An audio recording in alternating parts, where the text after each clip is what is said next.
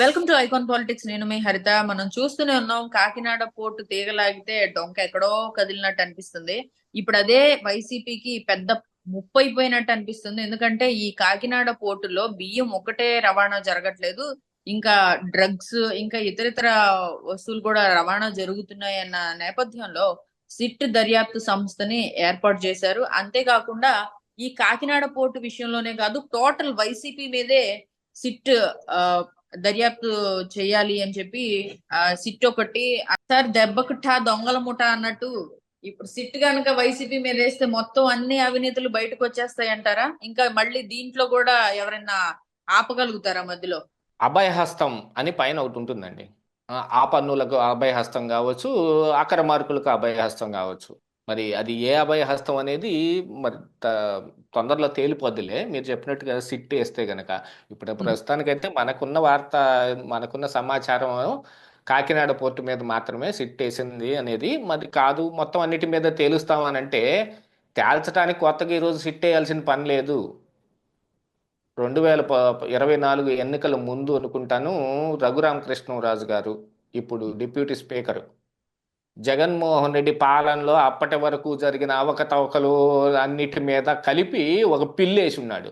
ఆ పిల్లులో కరెక్ట్గా గవర్నమెంట్ నుంచి అందించాల్సిన సమాచారాన్ని కానీ న్యాయబద్ధమైన సహకారాన్ని కానీ అందిస్తే ఏ సిట్లు తేల్చాల్సిన సిట్ ఎంత చెప్పినా మళ్ళీ తిరిగి కోర్టుకేనండి వెళ్ళాల్సింది. సిట్ కానీ సిబిఐ విచారణ కానీ ఇవన్నీ తేల్చేది ఏం ఉండదు.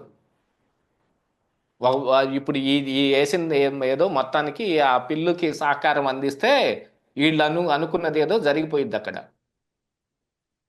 ఓకే ఇవంతా సార్. ఉత్తుత్తి ఆర్భాటాలు అనేది నా ఒక ఉద్దేశం. అంశంలో సిఐడిని ఇన్వాల్వ్ చేశారు, విజిలెన్స్ అధికారులు ఉన్నారు, సిట్ కూడా పనిచేస్తుంది. అయితే టోటల్ ఇప్పుడు వైసీపీ దాకా ఇది పాకడానికి రీజన్ ఏంటంటే దీని వెనకాల ఇంకా చాలా జరుగుతున్నాయి కాకినాడ పోర్టులో అని అంటున్నారు సార్. కాకినాడ పోర్టులో చాలా జరుగుతాయండి, వ్యవహారాలన్నీ చాలా జరుగుతాయి. అక్కడిని కాకినాడ పోర్టు నుంచి ఆంధ్రప్రదేశ్ తెలంగాణ రాష్ట్రానికి సంబంధించిన బియ్యం ఎక్స్పోర్ట్ అవుతుంది ఆఫ్రికన్ కంట్రీస్కి. ఇక రెండు రాష్ట్రాల్లో ఉన్న బియ్యం అది పెద్ద మేజర్ ఎసెట్ ఆ పోర్టుకి. దాంతోపాటుగా కొన్ని కెమికల్స్ ఎక్స్పోర్ట్ అవుతాయి, సిమెంట్ ఎక్స్పోర్ట్ అవుతుంది, మిగతావి చాలా జరుగుతాయి. ఒక పోర్టులోనే ఇలాంటి ఒక పోర్టులోనే జరుగుతుంది అని అంటే మరి పోర్టులన్నీ అదాని కట్టబెట్టారు. ఆ పోర్టులో ఏం జరగదని మీరు ఏమన్నా రాసివ్వగలుగుతారా? గంగవరం పోర్టులో ఏం జరగట్లేదు, రామాయపట్నం పోర్టులో ఏం జరగట్లేదు, ఇట్లా మిగతా ఇప్పుడు ఉన్న పోర్టులన్నింటిలో కూడా న్యాయబద్ధంగానే నడుస్తూ ఉంది అని అనుకుంటే మరి ఆ రోజున ఒక పెద్ద 25,000 కోట్ల విలువ చేసే కంటైనరు డ్రగ్స్ తోటి మరి ఆ పోర్టుకి ఎలా వచ్చిందండి? ఏది ఎన్నికల బిఫోరు అలాంటి వ్యవహారాన్ని ఈ రోజున మసిబూసి మారేడికాయ చేసే ప్రయత్నం చేశారు. దాని మీద చూడండి, ఎవరేం మాట్లాడరు ఈరోజు. కేవలం ఈ రోజే కాదు, ఇంతకంటే ముందు కూడా ఇలాంటి వ్యవహారాలు నడిచాయి. ఇప్పుడు ఏ ఆరోపణలు అయితే చేస్తా ఉన్నారో ఇలాంటి ఆరోపణలు కేవీ రావు హయాంలో ఆ కాకినాడ పోర్టులో కూడా జరిగాయేమో మనకి తెలియదు. జరగలేదు అని ఎవరు చెప్పలేదు, జరిగే అవకాశమే లేదు అని ఎవరు చెప్పలేరు కూడా. ఆ రోజున జరుగుండొచ్చు, తర్వాత జరుగుతూ ఉండొచ్చు, ఈ రోజు కూడా జరుగుతుంది. అది పవన్ కళ్యాణ్ చూపించాడు, ఈ రోజు కూడా జరుగుతుంది. కూటమి అధికారంలోకి వచ్చిన 6 నెలల తర్వాత కూడా ఇంకా ద్వారంపూడి చంద్రశేఖర్ రెడ్డి అక్కడే ఉంటే ఎలాగండి? ఈ రోజున ఇక్కడి నుంచి ఎక్స్పోర్ట్ చేస్తున్న వాళ్ళల్లో మీ నాయకులు ఉండే ఉంటారు, మీ నాయకుల సహకారం ఉంది ఇక్కడ ఉన్న మాఫియాకి. రేషన్ బియ్యం ఎక్స్పోర్ట్ అవ్వడానికి కేవలం పోర్ట్ అనేది చిట్ట చివరి మజిలీ. రేషన్ షాప్ దగ్గర నుంచి మొదలు పెడితే రేషన్ డీలర్ దగ్గర నుంచి ఆ బండ్లలో వెళ్ళే స్టాకిస్ట్ దగ్గర నుంచి, ఆ స్టాకిస్ట్ దగ్గర నుంచి మిల్లర్ల దగ్గర నుంచి లారీల్లో పోర్టుకి, ఇట్లాంటి వ్యవహారం చాలా ఉంది. ఆంధ్రప్రదేశ్ రాష్ట్రం రోడ్ల మీదే పట్టుకోవచ్చు అన్నిటినీ, పట్టుకుంటే పోలీసులు కనుక తలుచుకుంటే. రేషన్ బియ్యాన్ని పోయి పోర్టులో పట్టుకోవాల్సిన పని లేదు. పోర్టులో వేరే బియ్యం కూడా ఎగుమతి అవుతుంది, కేవలం పీడిఎస్ రైస్ ఒక్కటే అవ్వదు. ఇంకా వైఎస్ఆర్ కాంగ్రెస్ పార్టీ హయాంలో జరిగిన వీటన్నిటి మీద మేము సిట్టేస్తున్నామంటే వేయటం మంచిది, ఆల్రెడీ ఈ పార్టీకి వేసి ఉండాల్సింది. మొత్తం తీయండి, మొత్తాన్ని అన్నింటినీ తీసిన తర్వాత కేసులు పెట్టండి. కానీ ఏం చేస్తాం? ఆనాడు 2004లో వైఎస్ రాజశేఖర రెడ్డి అధికారంలోకి వచ్చినప్పుడు అనుకుంటా చంద్రబాబు నాయుడు హయాంలో జరిగిన వాటన్నిటి మీద కేసులు పెడతా ఉన్నాడు. తర్వాత శుభ్రంగా విత్డ్రా చేసుకున్నాడు. 2014 మరి 19లో మరి వీళ్ళేమి కాంగ్రెస్ పార్టీ అధికారంలో ఉన్నప్పుడు చేసిన వాటి మీద ఎవరేం మాట్లాడలేదు. ఆ తర్వాత మన జగన్మోహన్ రెడ్డి 2014-19 మధ్యలో జరిగిన వాటన్నిటి మీద చంద్రబాబు నాయుడు మీద విచారణ అన్నాడు కానీ అన్నిటినీ ఏ విషయాన్ని పట్టించుకోలేదు. ఆయనకి ఎవరైతే కోపం ఉందే అచ్చెన్నాయుడిని జైల్లో పెట్టాలి, ఆ పని జరిగిపోయింది. ఆ, చంద్రబాబు నాయుడిని జైల్లో పెట్టాలి, ఆ పని జరిగిపోయింది. ఇంతవరకే ఆగిపోయాడు. ఎతికితే అవినీతి చాలా దొరుకుతుంది, దొరకదు ఏం లేదు. ఆరోపణలు చేసి మెలకుండా ఊరుకుంటే కుదరదు. ఎందుకంటే వీళ్ళు మళ్ళీ తిరిగి తిరిగి అదే పని చేస్తారు. రాజకీయ పార్టీలన్నీ అధికారం కోరుకునేది అందుకే. అసలు వైఎస్ వివేకానంద రెడ్డి హత్య కేసులో ఫస్ట్ చంద్రబాబు నాయుడు ఒక సిట్ వేశాడు. దాన్ని కాదని చెప్పి జగన్మోహన్ రెడ్డి రెండో సిట్ వేశాడు. దీన్ని కాదని చెప్పి సిఐడికి ఇచ్చారు. సిఐడికి వచ్చి వెరిఫై చేస్తుంటే సిఐడిని ఇబ్బంది పెడుతున్నారని ఇక్కడి నుంచి కాదని పక్క రాష్ట్రం తెలంగాణకి మార్చారు. తెలంగాణకి మార్చిన తర్వాత కూడా ఏం తేలలేదు. ఎన్ని సంవత్సరాలు అవుతుందండి? 2 ఎలక్షన్లు నడిచిపోయాయి ఆయన హత్య కేసు మీద. 2019 ఎలక్షన్ అయిపోయింది, 2024 ఎలక్షన్ కూడా అయిపోయింది. ఆ రోజున షర్మిలను, సునీత జగన్మోహన్ రెడ్డి వైపు నిలబడ్డారు. ఈ ఎలక్షన్ వచ్చేటప్పటికి ఆపోజిట్లో నిలబడ్డారు. వీళ్ళందరి సంగతి ఏంటో తెలియదు. సిబిఐ కూడా ఏం చేస్తుందో తెలియదు. జగన్మోహన్ రెడ్డి ఈ రోజుకి 10 సంవత్సరాలుగా బెయిల్ మీద బయట ఉన్నాడు. ఆయన మీద కేసులు పెట్టింది సిబిఐ, ఈడీ ఏమీ తేల్చకుండా, కనీసం కోర్టులో అది విచారణకు కూడా రాకుండా డిశ్చార్జ్ పిటిషన్ల దగ్గర ఆగిపోతే మొన్న సుప్రీంకోర్టు పట్టీతోటి నాకు ఏమేం కేసులు ఉన్నాయో మొత్తం వేయండి, డిశ్చార్జ్ కేసులు పిటిషన్లు అన్ని సపరేటు, ఇది సపరేట్గా మీరు విచారణ చేయొచ్చు అని ఆదేశాలు ఇచ్చిన తర్వాత కూడా, తెలంగాణ హైకోర్టు ఆదేశించిన తర్వాత కూడా సిబిఐ కోర్టు ఏం తేల్చకుండా దాని మీద ట్రయలే నడపటం లేదు. ప్రస్తుత రాజకీయ వ్యవస్థ ఇలా ఉంది. అధికారంలోకి ఎవరు వచ్చినా సరే ఏమీ జరగట్లేదు అనేది కనపడతా ఉంది. న్యాయం జరగటం కాదు, జరిగినట్టుగా కూడా కనిపించాలి. ఇది న్యాయమే అని ప్రజలకు తెలియాలి. ఆ విషయాన్ని చెప్పే దాంట్లో ఎవరు సమర్థవంతంగా లేరు.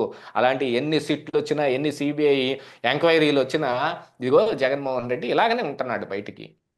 న్యాయబద్ధంగా నిబద్ధతతోటి ఏది చేసినా కూడా దాని మీద ఎవరికి అభ్యంతరం ఏమి లేదు. పోనీ జగన్మోహన్ రెడ్డి హయాంలో ఏం జరగలేదు అని క్లీన్ చిట్ కూడా ఎవరు ఇవ్వటం లేదు. జరిగిన వాటన్నిటినీ మీరే బయటకు తీయాలి. 6 నెలల్లో ఏం జరిగినాయి ఒకసారి బేరీజ్ వేసుకోండి. తిరుపతిలో లడ్డూలో నెయ్యి కల్తీ వ్యవహారం, చంద్రబాబు నాయుడు వాళ్ళ కూటమి ఎమ్మెల్యేలు అందరితోటి మీటింగ్లో నోరు జారి చెప్పాడు అన్నట్టుగా చెప్పాడా, లేకపోతే వాంటెడ్లీ చెప్పాడా, ఇంటర్నల్ గా చెప్పాడా? ఆ వ్యవహారం తోటి బయటకు వస్తే తిరుపతి పోలీస్ స్టేషన్ లో ఒక కేసు తోటి అది ఆగిపోయి ఉంది. దాని మీద కూడా ఒక సిబిఐ తోటి ఆ ఏపీ పోలీస్తో కలిపిన ఒక సిట్టు బృందం వర్కౌట్ చేస్తుంది. ఏఆర్ డైరీలో ఏం జరిగింది, వైష్ణవి డైరీలో ఏం జరిగింది, ఈ వ్యవహారం తప్ప దాని మీద ఏం తేల్చలే ఇంతవరకు. ఎన్ని రోజులైందండి సిట్టు బృందం పనిచేయటం మొదలుపెట్టి? దాని మీద ఏం తేల్చలేదు. మద్యం కుంభకోణంలో వాసుదేవ్ రెడ్డి మొత్తం చేశాడు. ఆయన ఫైల్స్ దొంగతనం చేసి ఆ ఫైల్స్ అన్నిటిని ఎత్తుకుపోయి ఆయన ఇంట్లోనే పెట్టుకున్నా కూడా ఆయన ఆ ఫైల్స్ అన్నిటిని ఎందుకు మాయం చేయాలనుకున్నాడు, మాయం చేయాలనుకున్న ఫైల్లో ఏముందని బయటకు చెప్పరు. ఆ వాసుదేవ్ రెడ్డి అరెస్టు గాడు. మద్యం కుంభకోణంలో ఏం మాల్ ప్రాక్టీస్ జరిగింది ఇంతవరకు బయటకు రాదు. గనుల శాఖ వెంకటరెడ్డిని అరెస్ట్ చేశారన్న పేరుకే కానీ ఆయన ఎన్నాళ్ళు కిందకు దాక్కుని ఉన్నాడు. ఇప్పటికీ ఆయన అరెస్ట్ అయిన తర్వాత కూడా ఏ వ్యవహారం ఉంది, దాంట్లో ఏం అప్డేట్స్ ఉండవు. ఇవన్నీ అయిపోయిన తర్వాత ఇంక మళ్ళీ కొత్త కొత్త అంశాలు. ఇప్పుడు కాకినాడలో రేషన్ బియ్యం అంటారు, లేకపోతే సోషల్ మీడియాలో సైకోలు అంటారు. 6 నెలల్లో నెలకు ఒకటి చొప్పున ఒక్కొక్క ఇష్యూ రేజ్ అవుతూ బయటకు రావటమే కానీ దాని మీద ఏం రాలేదు. పోనీ అంత తొందరగానే రావాల్సిన అవసరం లేదు, అంత తొందరగా వచ్చే మెకానిజం లేదు అనుకుందాం. అదేదో నడుస్తున్నట్టుగాను, దాని మీద మేము విచారణ చేస్తున్నట్టుగాను దేని మీద కాలేదు. ఆ మద్యం కుంభకోణంలో అయితే ఏదో డిస్టిలరీస్ మీద కొన్నిటి మీద రైడింగ్ చేసి అందులో మాల్ ప్రాక్టీసెస్ ఉన్నట్టుగాను, అసలు ఆ కంపెనీకి పర్మిషన్ లేని స్టిక్కర్లు, బాటిల్స్ కూడా వాళ్ళ దగ్గర ఉన్నట్టుగా కనిపెట్టిన తర్వాత కూడా ఏం జరగదు. ఇవన్నీ అయిపోయిన తర్వాత ఇక్కడ వీళ్ళ సొంత వ్యవహారం. ఇక్కడ 175 మందికి 175 మంది ఎమ్మెల్యేలు పీడిఎస్ రైస్ లో రేషన్ షాప్ వాళ్ళు అమ్ముకుంటాను, ఈ దళారులు మాఫియాలు ఈ ఈ విషయాన్ని దీన్ని ఫారిన్ ఎక్స్పోర్ట్ చేస్తుంటేనో లంచాలు తిని మెదలకుండా కూర్చుంటున్నారు. వాళ్ళ నియోజకవర్గ స్థాయిలో వాళ్ళు ఏం చేయడం లేదు. వీటన్నిటి మీద ఇన్ని వేల క్వింటాలు మెట్రిక్ టన్నులు షిప్ యార్డులకి చేరుతా ఉంటే వీళ్ళందరూ సహకారం లేకుండా జరిగిందా? ఇకపోతే మద్యం టెండర్ల విధానంలో రేపు సాయంత్రం టెండర్కి లాస్ట్ డేట్ అంటే ఈ రోజు వరకు వచ్చిన టెండర్లు ఏంది, ఆ తర్వాత చంద్రబాబు నాయుడు ఇనిషియేటివ్గా తీసుకుంటే వచ్చిన టెండర్లు ఏంటి, ఆ తర్వాత ఇంకొంచెం డేట్ పొడిగిస్తే ఎన్ని టెండర్లు వచ్చాయి, ఈ వ్యవహారంలో ఎమ్మెల్యేలు హస్తవాటం ఏం చూపించారు, ఈ లిక్కర్ సిండికేట్లను తయారు చేయడంలో వీళ్ళ పాత్ర ఏమిటి, దాని మీద కూడా సిట్టేస్తారా? తెలియదు. ఈ రోజు కూడా ఈ సిండికేట్లు ఇక్కడ లిక్కర్ షాపులు నడుపుతా ఉన్నాయి, అది కూడా గుర్తుంచుకోవాలి. ఇది పోతే రియల్ ఎస్టేట్లో కావచ్చు, లేకపోతే మైనింగ్లో కావచ్చు, ఏ వ్యవహారంలోనైనా సరే భూముల్ని అక్రమంగా లాగేసుకున్నారన్న పెద్దిరెడ్డి రామచంద్రారెడ్డి తాలూకి ఏదో బయటపడుతున్నాయని మదనపల్లి ఫైల్స్ దగ్ధం అయిన దాంట్లో కూడా ఏం తేల్చరు. ఏం జరుగుతున్నట్టుగా ఏం కనిపించటం లేదండి. ఈరోజు నేను ఏకరువు పెట్టిన మొత్తం ఒక్కటైనా అవాస్తవం అని ఎవరైనా చెప్పగలుగుతున్నారా? దీని మీద నిబద్ధతతోటి పనిచేస్తున్నారు అని ఎవరైనా చెప్పగలుగుతున్నారా? జరగట్లేదు. వీళ్ళు కూడా నిమ్మకి నీరెత్తినట్టున్నారు అనేది ఇక్కడ కనిపిస్తున్న వాస్తవం. లిస్ట్ నేను చెప్పేది ఎందుకు, మీరే వేసుకోండి, అవగాహన తెచ్చుకోండి దేని మీద ఏమేం జరుగుతుంది అనే దాని మీద. ప్రతి నియోజకవర్గంలోనూ రియల్ ఎస్టేట్ వాళ్ళ దగ్గర నుంచి కానీ కేబుల్ టీవీలు ఆక్రమించుకొని కనెక్షన్లు వాళ్ళకి కావాల్సిన వాళ్ళకి కంపెనీలకు ఇప్పించుకునే దాంట్లో కానీ, ఇంకా ఈ పీడిఎస్ రైస్ అమ్ముకునే విషయంలో కానీ, ఇంకా పోతే లిక్కర్ టెండర్ల మీద డబ్బులు దండుకునే విషయంలో కానీ, ఇంకా ఇవి కాకపోతే సీసీ రోడ్లు వేయిస్తున్నాం అనే పేరు చెప్పి వాళ్ళ దగ్గర ఉండే వాళ్ళకి కాంట్రాక్ట్ ఇస్తారు. వాళ్ళు ఇదిగో చిన్న వేరే కాంట్రాక్టర్లకి ఇచ్చి 20% 30% అని డబ్బులు అందులో దండుకుంటుంటే దాని నుంచి వీళ్ళకి వాటాలు వెళ్తా ఉంటాయి. ప్రతి ఎమ్మెల్యే ఇదే పని మీద ఉన్నాడు. అధికార పార్టీ అవ్వచ్చు, కూటమి పార్టీలు అవ్వచ్చు, లేకపోతే అపోజిషన్ పార్టీ అవ్వచ్చు. అందుకనే కదా అధికారంలో ఉన్న పార్టీ వైపు విపక్ష నాయకులు అందరూ కూడా పరిగెత్తుతూ ఉంటారు. కారణం ఏంటంటే ఇది దండుకోవటానికి ఎంత ఉన్నాయి. అదేమంటే మేము ఎంత ఖర్చు పెట్టామంట. ఎందుకు పెట్టమన్నాడు, ఎవడు పెట్టమన్నాడు నిన్ను? పెట్టి గెలవకపోతే నీకు వచ్చే నష్టం ఏందా? మేలకుండా ఇంట్లో కూర్చో. నిజాయితీతో చేయాల్సిన రాజకీయాన్ని, నిబద్ధతతో చేయాల్సిన రాజకీయాన్ని నువ్వు ఏ రోజు అయితే డబ్బుతోటి ప్రజల ఓట్లను కొని రావటానికి ప్రయత్నం చేశావో, ఆ రోజున తిరిగి వాటిని సంపాదించడానికి ప్రయత్నం చేశావో, ఇక ఏ పార్టీ అధికారంలో ఉన్నా కూడా జరిగేది ఇదే, ఈ మాల్ ప్రాక్టీసే. కానీ ఏం చేస్తాం, వ్యవస్థ వీటితోటే నడవాల్సి వస్తుంది. వచ్చిన వ్యవస్థలను మొత్తాన్ని మన కంట్రోల్లో పెట్టుకొని మనం అడ్డగోలుగా చేసేస్తాం. వీటిల్లో జగన్మోహన్ రెడ్డి సుపీరియర్ డిగ్రీ సంపాదించాడు. 5 సంవత్సరాలు జరిగింది అది.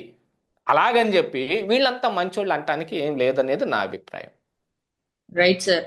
ఈ అంశం మీద మీ అమూల్యమైన అభిప్రాయాన్ని, మీ టైం ని మా కోసం వెచ్చించినందుకు thank you so much sir. తిరిగి మరొక అంశంతో మళ్ళీ కలుద్దాం sir. Thank you sir. Thank you.